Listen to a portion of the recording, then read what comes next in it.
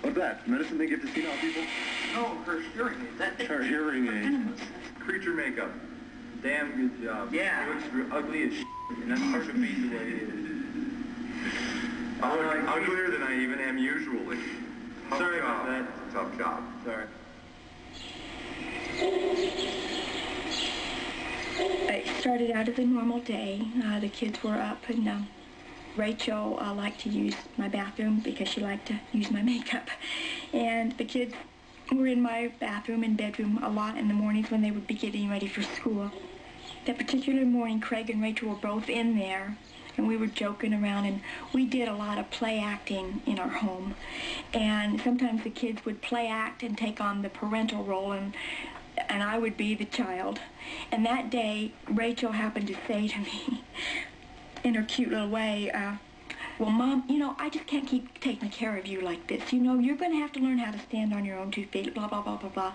And so she had just threw out that comment, well, I'm not always going to be around to take care of you, Mom. You're just going to have to learn to grow up, and that kind of thing.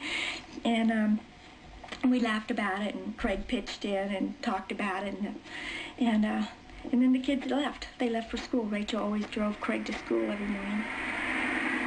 We've been following up on the situation. It's happening in a suburban area right outside of Denver, a town called Littleton, and the high school, Columbine High School there, where earlier today, a little after 11 o'clock in the morning, local time, mountain time this morning, students report that 2 individuals, school age, other high school student age, and possibly students at this school themselves, came in. They were wearing all black trench coats or long type coats and ski masks. They were very heavily armed, and they began shooting. The situation is still quite chaotic. There have been 14 injuries reported, one very serious one. The average child spends 30 hours a week in front of the television. Let me ask you a question. If that statistic is true, where are our children getting their values? I want to tell you what's happening is they're getting their values from the media. They're getting their values from people that are emotionally unhealthy. They're getting their values from people that could care less about what the Bible has to say.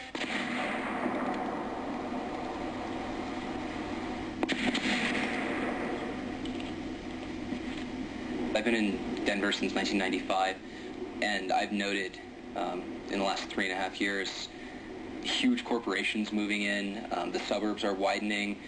The median income is climbing. Unemployment is dropping. I mean, it's all technical. There are a large number of jobs available, which is bringing people in from Silicon Valley and California and such. Sun Microsystems, Oracle, Hewlett-Packard, MCI. There are these gigantic international corporations that are all building their headquarters in Denver. Within the last couple of years, it's rated as the second fastest growing city in the United States, and so we have quite an influx of new people coming into the area, and it's grown too fast, personally. Not much open space, as you can see in the homes. It's grown so fast that there's new streets being developed almost weekly, and if we get a call on one of them, our new maps aren't out, so it's kind of a scramble to find where we're going to get to the call. As more and more people from a technical field have moved in, it seems that the attitudes of the city have become more and more conservative. They're coming in with their families, and you know, they want to keep their families safe from this world around them that is growing, you know, at an exponential rate. As people move out to the suburbs and build their gated communities, and driving through Denver, I mean, you can't take any major street across town without driving past one or more of them. As those go up, people think that because they've built a fence around themselves that their problems have gone away. And all they've done is isolate their problems, and they refuse to look at them, so they grow quietly. It's kind of confusing. You see the nice homes, and people are prospering, they're doing well, and you just kind of wonder what people are thinking when things go on, such as what happened to Columbine. I think that's what's so confusing about it all. So.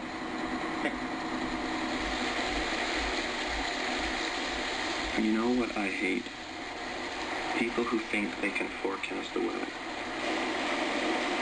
Like the other day, this punk I know was saying, Yeah, tomorrow we're gonna get like 2 feet of snow in just a few hours. It's the baby. They were saying it's gonna be the biggest snow in 10 years. Yeah, it'll be about minus 60 outside too.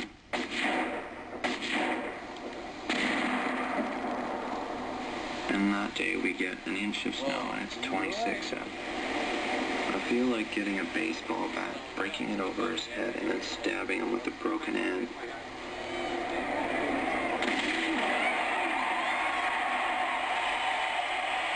I live in Denver, and damn it, I would love to kill almost all of its residents. Fucking people with their rich, snobby attitude, thinking they're all high and mighty and just gonna come up and tell me what to do. For the rest of you, you all better fucking hide in your houses because I'm coming for everyone soon. And I will be armed to the fucking teeth and I will shoot and kill and I will fucking kill everything. I did my normal school day. I go to bowling before school. And Eric and Dylan were on my bowling team, along with Nate Dykeman. And I went to bowling that day and they weren't there. Eric and Dylan didn't show up, which was pretty uncanny for them. They usually were always there. We wondered where Eric was, but we really didn't wonder that much because we always ditched class. So then we went to 4th hour and Dylan wasn't there either. And Eric wasn't there either. And they're both in that class. And so we were like, oh, they must have gone out to lunch or something. And so we sat down, we talked for a while, and when class was over, we went our separate ways. I went out for a cigarette, saw Eric, walked over to him, and I started cussing at him, saying how he was, like, being stupid. We had a huge test in philosophy that day. It was our final over Chinese philosophy. It's like half of our grade. It was huge. And he missed it. And so I was giving him crap about that. And, you know, he was like, it doesn't matter. I was like, what? He's like, Brooks, I like you now. He's like, Brooks, I like you now. Get out of here. Go home. And I said, whatever. And so I went off to finish my cigarette down to Polk and Pierce, where I always finished off my cigarette. And then I was sitting down there and heard the first couple gunshots. And because there's a lot of construction going on right there, I didn't really give it any thought. Because it didn't sound like, you know, someone hammering nails. And then I heard an explosion and a shotgun go off. Every day we'd usually go out past the soccer field and smoke a cigarette and then come back. That was about time when class started. So we were walking outside and we got about 20 feet from the door. And we saw Dylan, I think it was Dylan Claybold, running backwards, shooting at the skull, laughing and screaming, like yelling out things. Didn't really understand him, but we heard the gunshots and stuff, and then everything went into slow motion. The only person I remember seeing was Rachel Scott. She was, you know, right next to me. She was shot before me by maybe a couple of seconds. We just kind of did the kind of sweep thing, I guess. One of those. I guess it was a fully automatic, so it's or semi-automatic. I don't know, I guess I just fell back because I couldn't really move anything below here and muscles kind of relaxed, I guess. And I got shot in the foot, my left foot, and that's like the only one I really felt. And then my right leg collapsed, so I fell over, and I guess between that 2 seconds I got shot in the left knee and the right part of my chest also. That went through my lung. So then I kind of just rested my head against the ground and kind of lost consciousness for a little bit. I woke up, and then again, I don't know, it must have been like a minute or something, and kind of sensed that somebody was behind me, so I asked him for help, and that was, I'm guessing, Eric Harris, and he said, yeah, sure, I'll help you, and put the gun to my face and shot me. The most deadly weapons that they used, without question, were the 12-gauge shotguns. The 12-gauge shotguns are very common guns. This is the type of shotgun that those killers used, except instead of having a factory-made one, they just chopped the barrels off, which is illegal, and they chopped the stocks off and then hid them beneath their coats. One was a lower quality 9mm. They call it a pistol, but it's really not. It's more of a mini assault weapon, what they call a Tech 9. A 9mm, it's a thing where you shoot somebody and the bullet basically stops. A shotgun will blow a hole all the way through somebody. When he pulled the trigger, it was kind of like a sound wave, just almost silent, and I didn't feel it. All that happened was my head moved. I don't know if he was actually trying to help me or thinking that I was going to die anyway, so he was going to put me out of my misery, or he just wanted to shoot me again. At that point, I looked down, and there was a puddle of blood right by my face, and every time I exhaled, there's blood. I looked around the ground in front of me, and there's pieces of my face and stuff, and then I kind of realized it was real. The incident started at about 11:20, and the first ad hoc SWAT team went in there about a half an hour after that. What they were doing was a very methodical search. Once the SWAT team got into the school, they found bombs in such a fashion that they were concerned about the possibility of booby traps and ambush. So they needed to move very carefully. No SWAT team ever faced a situation like this before, and I think there were probably 3 or 4 times when the officers, either from the SWAT team or on the perimeter, exchanged fire with the suspects. As we pulled through the high school parking lot, we noticed police officers with their guns trained to the second story of the school, behind cars, several students hiding behind cars. But we also noticed 4 patients out on the sidewalk, and searched to the right of our rescues, and there were no patients there. Came back to the left, found one young man that was obviously deceased, took a quick pulse on him, there was none. Went about 10 feet to my right, and that's where I found Lance Kirkland. I'd heard a pop from above me and glass breaking, and the police that were in the parking lot started returning fire. Next time I woke up, I saw somebody, which turned out to be Monty Fleming, running past me, and I rolled over and raised my arm and asked him for help, and he picked me up. I don't recall picking Lance up. I don't remember running with him. Once I got to the back of the rescue, I remember holding Lance in my arms and him holding his broken leg up beside his head, and he and I making eye contact. And I apologized to him and told him he was going to be all right. I do have a memory of the injuries when I rolled him over. His face was pretty well damaged, and just the eye contact that he and I made was a very moving experience.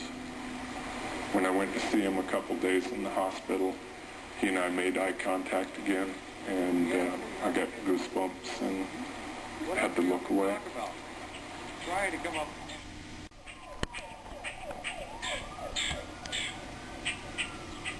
We were hanging on hopes that Cassie was hiding somewhere in a closet or a cabinet, somewhere, but was alive. And as the hours dragged by, we began wishing that we could just hear that she was on an injured list, just some kind of indication that she was alive. But we got nothing. It was just a weird sense of that waiting, you know, just the whole feeling of heaviness in that school. Waiting, just desperately waiting that your kids were going to be found or accounted for. Well, there was one more busload that was supposed to come in, the remaining children who were locked away somewhere in the school that were the final ones to get out. And that busload came and went. And Rachel wasn't, of course, included in that group of kids. after being there for a while and sitting in that kind of an atmosphere, someone from the sheriff's department got up and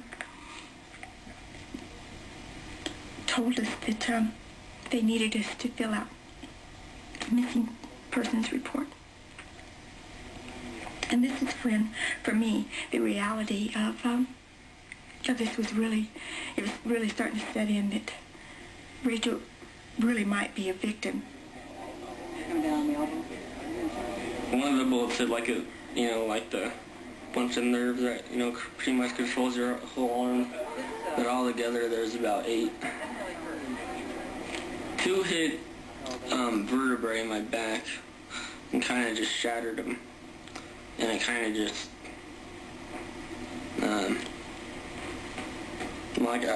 the shock, I guess, kind of just bruised the spinal cord. I can't move anything below, right in there somewhere. But I have felt a few things down below that. So that's good. I try not to think about it a whole lot. But, I don't know, it doesn't really make sense to draw to me. Because I don't think I did anything bad to him. Maybe I accidentally did or something, didn't realize it, I don't know.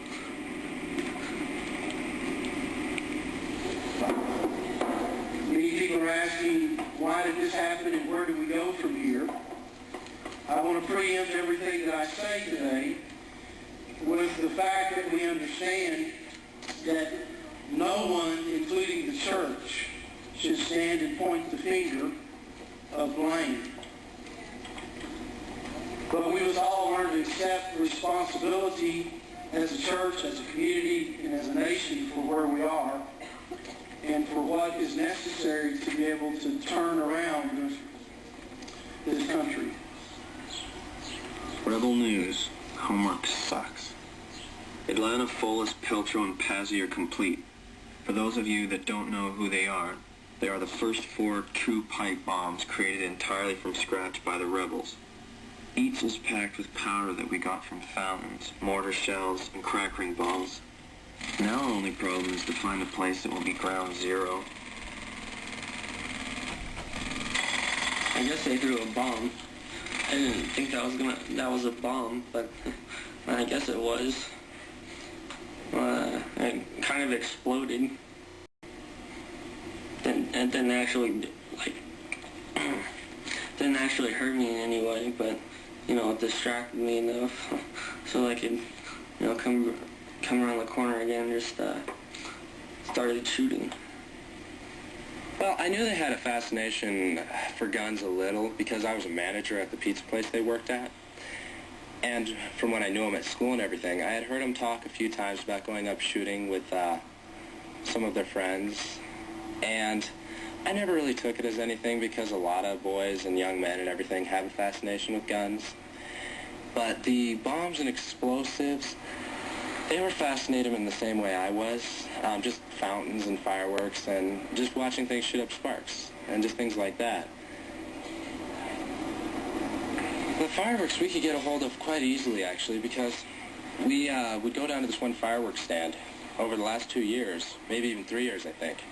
And we'd go down there and we'd help them close the store, close the stand in the tent and put all the fireworks away. And there's a whole bunch of leftover fireworks, fountains and things like that they didn't need because they were kind of broken or a little bit of gunpowder spilled out and they couldn't sell them, and so they'd give us all the extra boxes. And I think last year we almost got probably $3,000 to $4,000 worth of fireworks just given to us because we helped close up the tent. With almost $2,000 worth of fireworks, they can get a lot of gunpowder out of that. If you were to go onto the internet and type in pipe bomb, you could probably get around 500 to 5,000 pages on pipe bombs. And all you have to do is look on one of those pages and see how it says to make them. Just read the instructions and follow the instructions. Well, all you people out there can just kiss my ass and die. From now on, I don't give a f*** what almost any of you have to say, unless I respect you, which is highly unlikely. All I want to do is kill and injure as many of you as I can, especially a few people like Brooks Brown. Eric I've known for 4 years, since the beginning of my freshman year, and we were really like an on and off relationship. We were like really good friends at first, like my freshman and sophomore year. And then like my junior year, we had a huge falling out when he cracked my windshield, and I wanted him to pay for it and he wouldn't, so I went and told his mom, and I told her a couple other things that he had been doing because I was really upset with him. And we stopped talking. And then Dylan came to me about a couple months later after Eric and I stopped talking, and he told me, Brooks, here's a website I think you need to check out. And I was like, okay. He told me it was Eric, so I was like, all right. And I go on the website and had things I hate most, top 10 things I hate, and Brooks Brown was number 1. And I was like, great. And it had that he wanted to kill me, and it had my address and phone number on there in case anyone else wanted to, he said. And it's like, he'd pay him, and it was like all this messed up stuff. And so, you know, we kind of, I was really scared of him at that point. We had a policeman over, showed him the webpage. We discussed it, what to do. We were worried that reporting him to the police would risk Brooks's life. These were not childhood threats. These were serious. I was definitely worried about this kid. I knew he would do something. I never imagined anything like this. I thought he would go up to the school and shoot people, is what I thought. But this is such a big plan. Who could imagine this? And all you have to do to understand Eric is you have to read those web pages, and there, it's obvious there's a problem. It's obvious there's something serious there, and the police certainly should have recognized that. These were brought to our attention. Unfortunately, there's really very little regulation of what people put on the internet. So this was not a crime in Colorado. The information that was provided was forwarded to the school resource officer down at Columbine. So Deputy Gardner was aware of the information and did engage Harris in some conversation. However, there was nothing that alerted him to any particular problems. We took it down to the, in Golden, the Jeffco Sheriff Department a couple of different times. The first time they misplaced it, the second time we talked to a bomb squad member. They took it seriously, so seriously that he called a bomb squad member in who showed us how to make pipe bombs, what they looked like, so that we could check for them around our house. And April 20th, when the murders happened, we checked again. So that was pretty interesting. The day the murders happened, we come home and the police are checking the park down at the end of the street for pipe bombs because they had set off, Eric and Dylan had set off 2 distraction bombs over here to draw the police away from the school as best we can figure out. There are a total of about 60 devices that were recovered, and they ranged from large bombs which used propane tanks, such as one would use on an outdoor barbecue, down to bombs made with small CO2 cartridges. They were rigged in various fashions. Some of them were incendiary, Molotov cocktails, if you will. Others were designed to explode and throw shrapnel around, which would cause injury.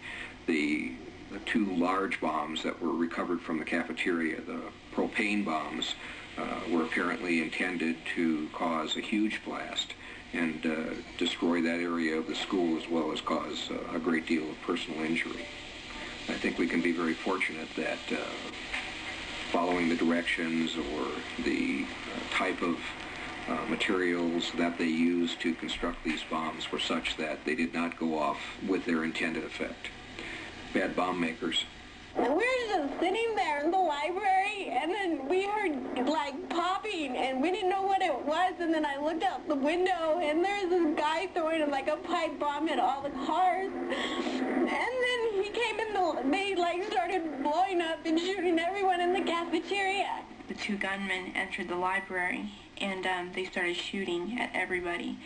And I remember thinking, is this gonna be it? You know, am I gonna die today? You know, I went back to thinking about my family. Am I gonna see them again? And they came in and they shot around my section a lot.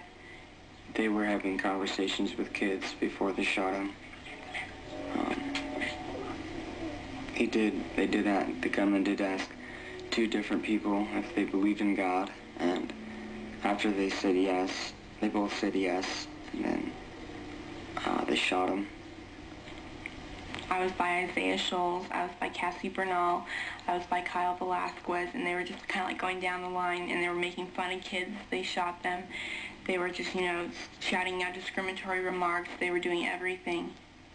One of them turned and saw Isaiah, and Isaiah was a black, he was African American, and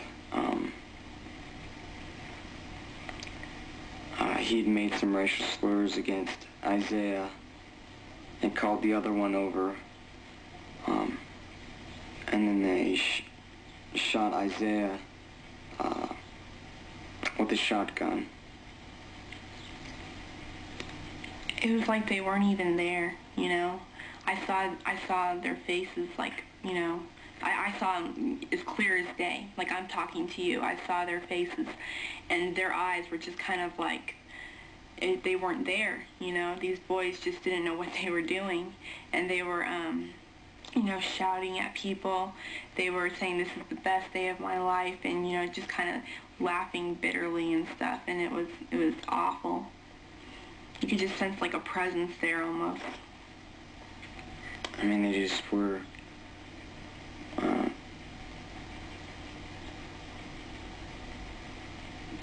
I think, somewhat demonic.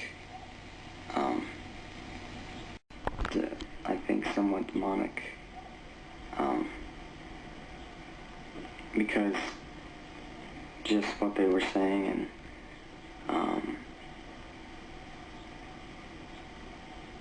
and laughing, I mean, it's just...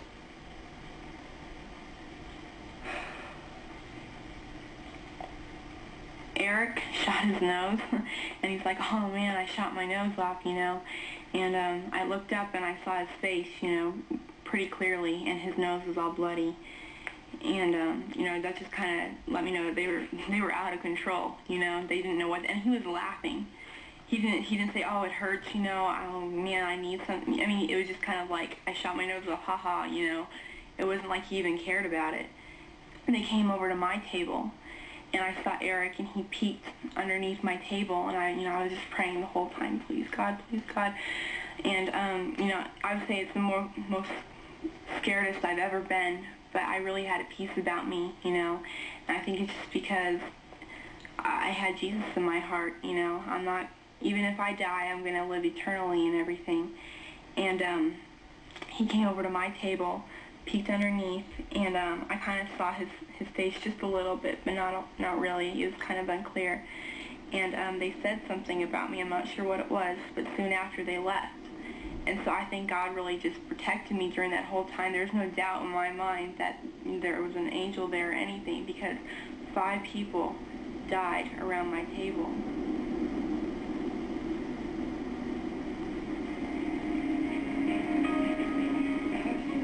I think that the way I'm advancing the kingdom is just being a loyal friend and a good example to non-believers and also Christians. Just trying to not contradict myself and get rid of all hypocrisy, and just to live for Christ.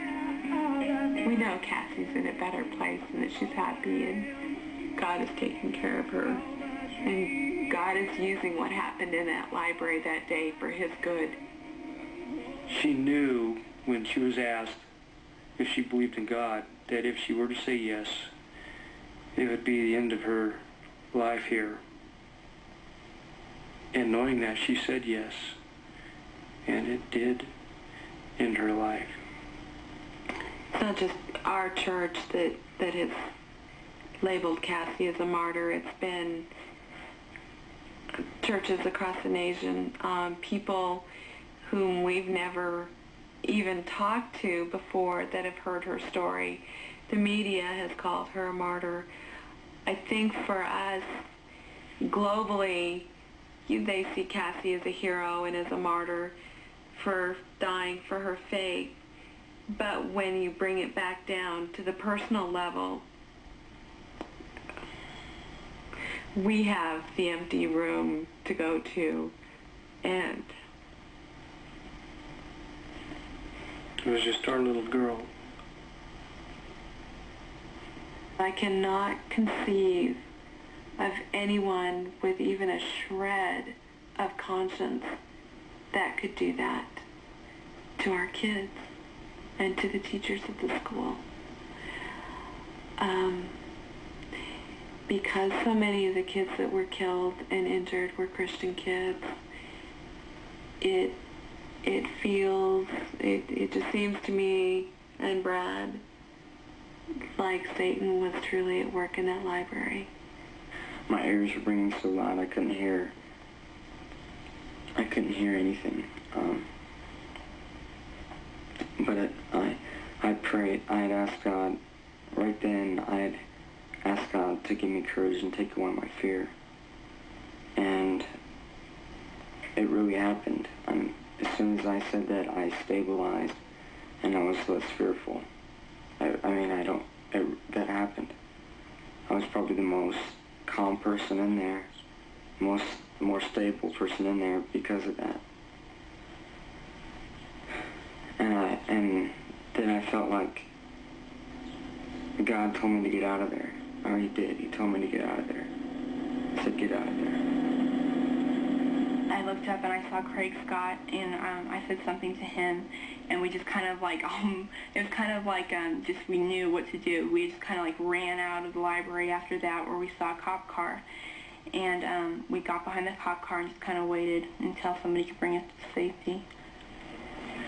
I climbed on top of my shed in the backyard with my binoculars. And we're close enough that I could see very clearly inside the school.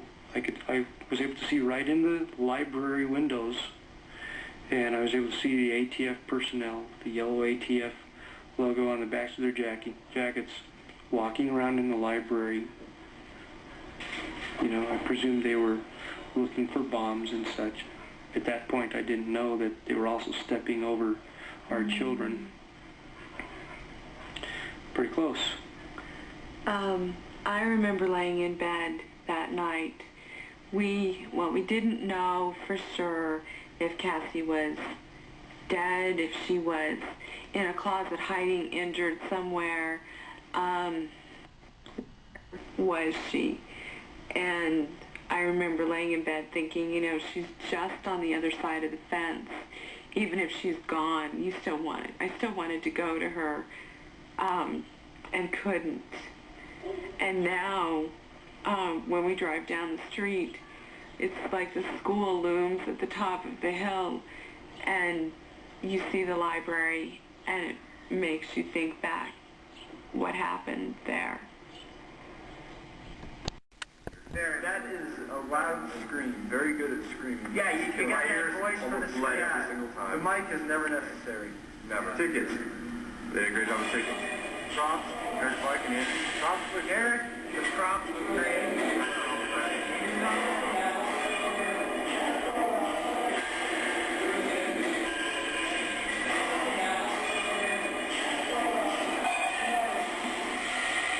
Columbine Rebel. Rebel is actually our school mascot. It was originated by a group that organized the opening of the school. And it's really supposed to be a revolutionary rebel. And it's been the mascot since the school opened its doors back in 1973. I was kind of one of the founders of the trench coat group. The group that kind of hung out together. All of us had similar interests, and we all just kind of stuck together. Gothic would be the best word for my look. Very dark, very kind of dismal, you might say. Kind of, it's a look more towards death, what death would be like. Just very dark and dismal. I'd wear almost all dark clothing, black mostly, black beret, sunglasses all the time, and a trench coat. I'd wear a lot of jewelry, like necklaces with different symbols on them, and a lot of rings with skulls of that type. This year, there was a second semester class, and it started after Christmas, and it was kind of cold here. It snows a lot, and they'd come in, and most people would wear, sports are big here, so they'd wear, Broncos jackets or another sports team, but they would wear these black trench coats, kind of like you see the police in. and they wore army boots, and, you know, it was cold, and then we thought maybe, you know, that's why they did it, just because it's cold, but they'd get inside and they wouldn't take them off, and the only reason they take their boots off is to put bowling shoes on. You know, even when it started getting nicer, they still wore I know Dylan especially wore a trench coat most of the days that I saw him. They wore black boots and black pants and black shirts, and, you know, Dylan had a black beret that he wore backwards. We were so far out from the normal circle and so diminished upon that we, in a sense, some of us thought that death was the way out. It's kind of a sad way to look at it, but some of them did, because some of the people I knew felt that death was a way to escape from the world of the harassment, and others of us took it as a way to cloak ourselves, because it was kind of like a shadow that you could hide in, and people were afraid of death, and people always are, and we weren't. We knew it would eventually come, and we were okay with that, and since we took safety in it, it helped us to feel better about ourselves and have people leave us alone more. You know what I love? School. You know what I hate? Schoolwork. And then there are all you fitness heads saying like, yeah, I do 50 sit-ups and 25 push-ups each morning and run a mile every day and go to the gym and work out and just push yourself to be better, and you can achieve anything and set high goals and have great expectations and be happy and be kind and treat everyone equal and give to charity and help the poor and stop violence and drive safely and don't pollute. Good job. Take shorter showers and don't waste water. They were treated very, very poorly by some of the student body. Some of the sports players that were extremely mean to him, both Eric and Dylan, and Eric especially because he was smaller. And people would shove him around and pick on him and call him very derogatory names like faggot and treat him in a very, very downward way towards him.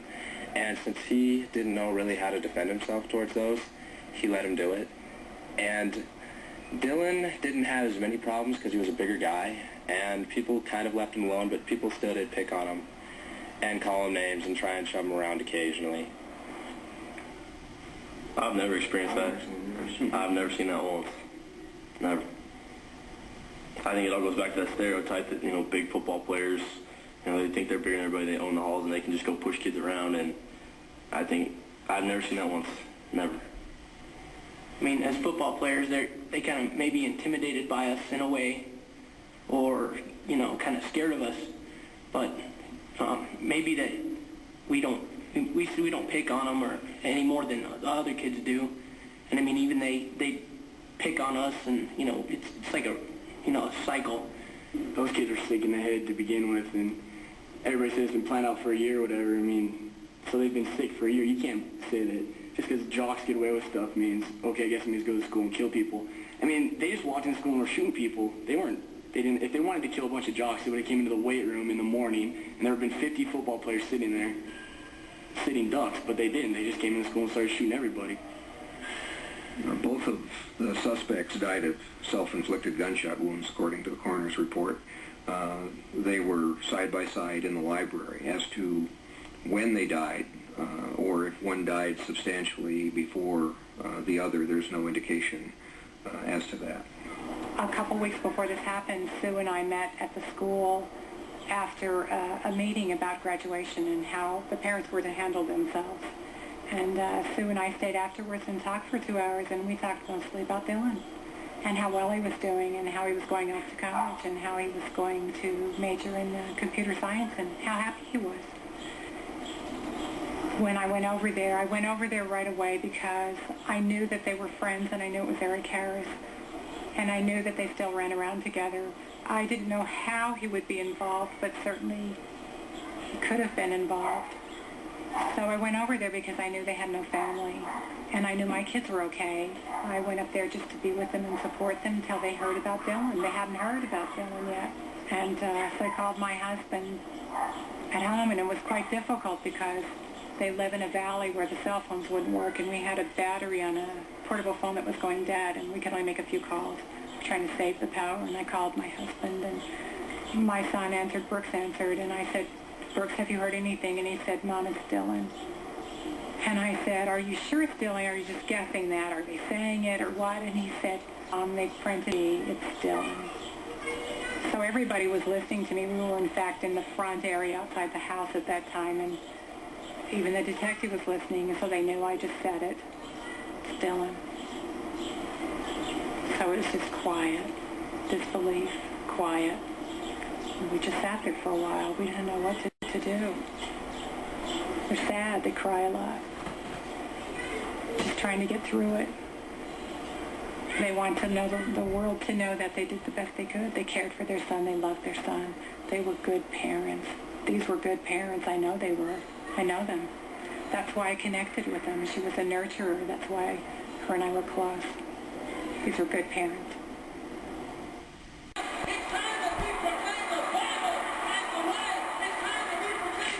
America, love it or leave it. All you racists, and if you think I'm a hypocrite, come here so I can kill you. Assholes in America who burn our flags and disgrace my land, get out.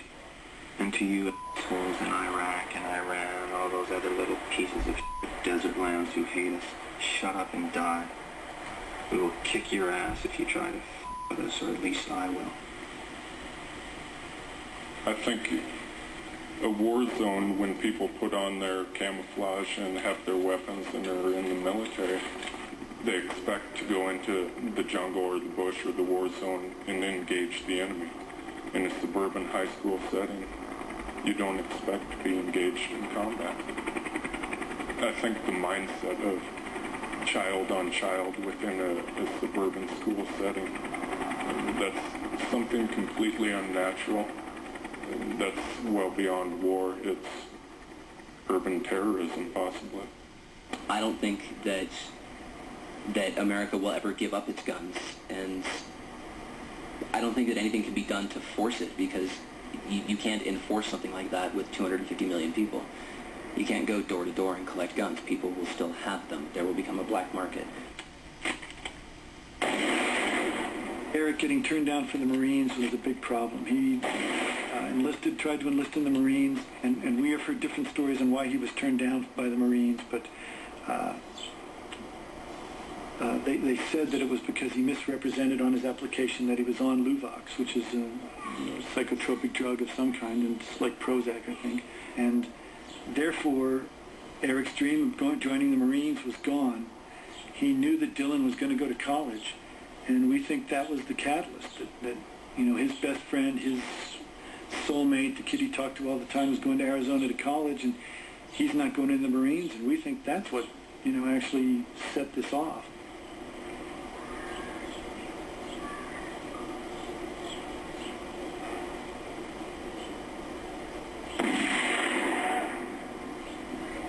Our teenagers are left from the age of 14 on to live their own lives. Their parents work.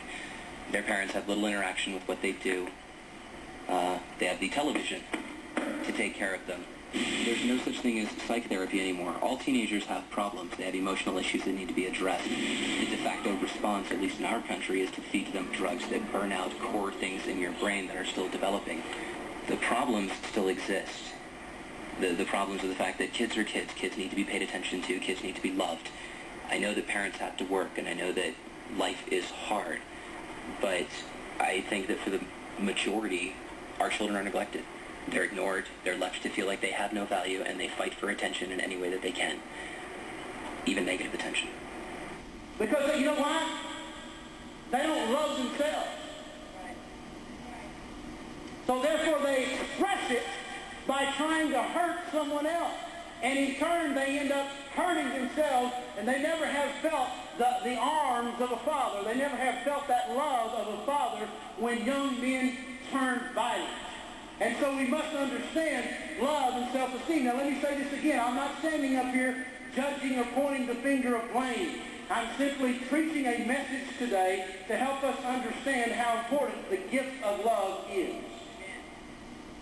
They shot nice kids and kids they liked, and they shot them in cold blood and at random. And actually, Rachel Scott. Dylan loved Rachel Scott. She was a wonderful girl. Brooke said that he had helped her with her homework or something recently, and he liked her. Everyone liked Rachel, yet she was shot.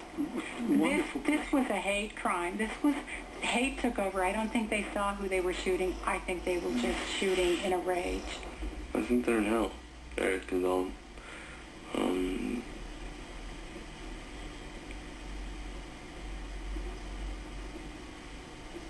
I don't know if it's for eternity or just until they learn the lesson. I don't know how it works down there, but I'm sorry that they put themselves in this position. This has been a presentation of TLC and the